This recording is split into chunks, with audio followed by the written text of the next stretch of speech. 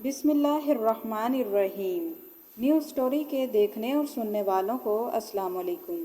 ناظرین، حضرت بلال رضی اللہ تعالیٰ عنہ رسول کریم صلی اللہ علیہ وآلہ وسلم کے مشہور صحابی اور عاشق رسول تھے۔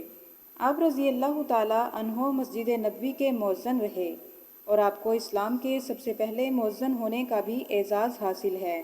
حضرت بلال حبشی رضی اللہ تعالیٰ عنہ کا پورا نام بلال بن رباح حبشی ہے۔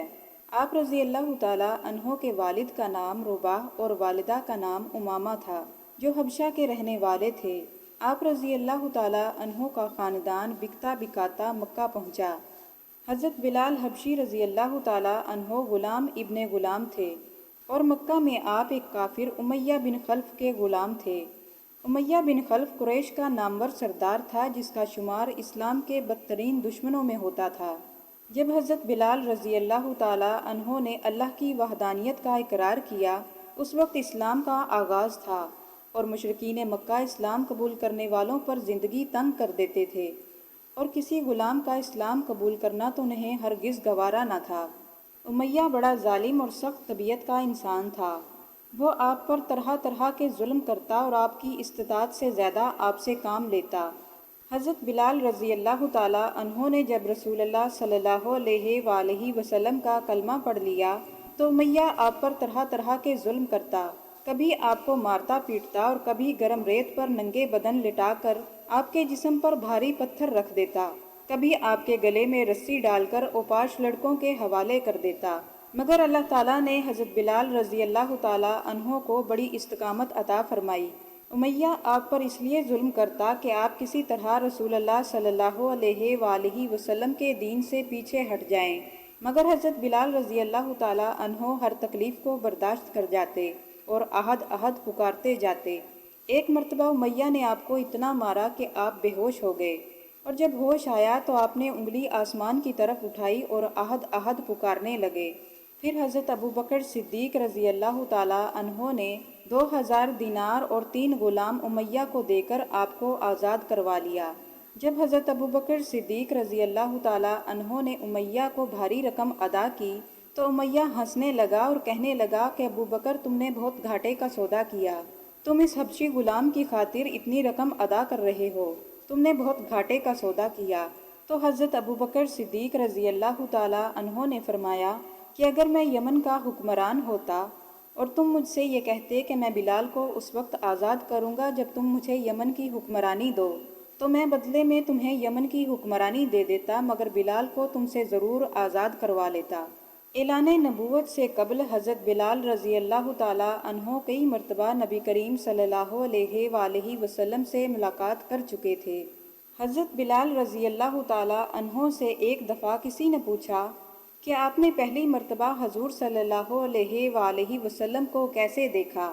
تو حضرت بلال رضی اللہ تعالیٰ عنہ فرماتے ہیں کہ میں مکہ کے لوگوں کو بہت کم جانتا تھا، کیونکہ غلام تھا، اور عرب میں غلاموں سے انسانیت سوز سلوک عام تھا، ان کی استطاعت سے بڑھ کر ان سے کام لیا جاتا تھا، تو مجھے اتنا وقت ہی نہ ملتا کہ میں باہر نکل کر لوگوں سے ملوں، لہٰذا مجھے حضور صلی اللہ علیہ وآلہ وسلم اور اسلام کے بارے میں کچھ علم نہیں تھا۔ ایک مرتبہ ایسا ہوا کہ مجھے سخت بخار نے آ لیا۔ سخت جاڑے کا موسم تھا اور انتہائی ٹھنڈک تھی۔ میرا جسم بخار کے باعث کمزور ہو چکا تھا، لہٰذا میں نے لحاف اٹھایا اور لیٹ گیا۔ پھر اسی دوران میرا مالک مجھے دیکھنے کے لیے آیا کہ میں جوں پیس رہا ہوں یا نہیں۔ وہ مجھے لحاف میں لیٹا دیکھ کر مجھ پر غضبناک ہو گیا اور مجھے لحاف سے کھینچ کر باہر نکالا اور سزا کے طور پر میری قمیض بھی اتروا دی۔ پھر مجھے کھلے صحن میں دروازے کے پاس بٹھا دیا اور کہنے لگا کہ یہاں بیٹھ کر چکی پیسو۔ اب سخت سردی اور اوپر سے بخار اور اتنی مشقت والا کام۔ میں روتا جاتا تھا اور چکی پیستا جاتا تھا۔ اتنے میں دروازے پر دستک ہوئی۔ میں نے اندر آنے کی اجازت دی تو ایک روشن اور پر نور چہرے والا شخص اندر داخل ہوا۔ اس نے پوچھا کہ نوجوان، کیوں روتے ہو؟ جواب میں نے اس سے کہا کہ جاؤ تم اپنا کام کرو، تمہیں اس سے کیا کہ میں جس وجہ سے بھی روؤں۔ یہاں پوچھنے والے تو بہت ہیں مگر مداوا کوئی نہیں کرتا۔ یہ سن کر حضور صلی اللہ علیہ وآلہ وسلم چل پڑے۔ جب چل پڑے تو بلال رضی اللہ تعالیٰ عنہ نے کہا کہ بس، میں نہ کہتا تھا کہ پوچھتے تو سبھی ہیں مگر مداوا کوئی نہیں کرتا۔ حضور صلی اللہ علیہ وآلہ وسلم یہ سن کر چلتے رہے۔ بلال رضی اللہ تعالیٰ عنہ فرماتے ہیں کہ دل میں جو ہلکی سی امید جاگی تھی کہ یہ شخص میری کوئی مدد کرے گا، وہ بھی اب گئی۔ لیکن انہیں کیا معلوم تھا کہ جس شخص سے اب ان کا واسطہ پڑا ہے وہ رحمت للعالمین ہیں۔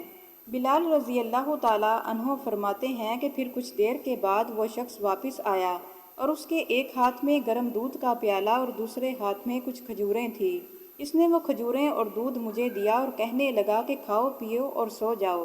میں نے کہا کہ اگر سو گیا تو یہ جو کون پیسے گا؟ اگر نہ پیسے تو مالک صبح بہت مارے گا۔ یہ سن کر آپ صلی اللہ علیہ وآلہ وسلم نے ارشاد فرمایا کہ تم سو جاؤ اور صبح یہ پیسے ہوئے جو مجھ سے لے لینا۔ حضرت بلال رضی اللہ تعالیٰ عنہ سو گئے اور حضور صلی اللہ علیہ وآلہ وسلم ساری رات ایک اجنبی غلام حبشی کے لیے چکی پیستے رہے۔ صبح کو بلال رضی اللہ تعالیٰ عنہ کو پیسے ہوئے جو دیے اور چلے گئے۔ دوسری رات پھر ایسا ہی ہوا۔ دودھ حضرت بلال رضی اللہ تعالیٰ عنہ کو پلایا اور سلا دیا اور ان کی جگہ آپ صلی اللہ علیہ وآلہ وسلم ساری رات چکی پیستے رہے۔ اور پھر تیسرے روز ایسا ہی ہوا جب تک بلال رضی اللہ تعالیٰ عنہ ٹھیک نہ ہو گئے۔ یہ تھا وہ تعارف جس کے بطن سے لافانی عشق نے جنم لیا اور بلال رضی اللہ تعالیٰ عنہ عاشق رسول بن گئے۔ حضرت بلال رضی اللہ تعالیٰ عنہ حضور صلی اللہ علیہ وآلہ وسلم کی وفات کے بعد ہر وقت روتے رہتے اور آپ صلی اللہ علیہ وآلہ وسلم کی یاد میں گم رہتے۔ پھر مدینہ میں آپ رضی اللہ تعالیٰ عنہ کا دل نہ لگتا اور فرماتے کہ مدینہ میں رہنا میرا دشوار ہو چکا ہے۔ پھر آپ رضی اللہ تعالیٰ عنہ شام کے شہر حلب میں جا کر قیام پذیر ہو گئے۔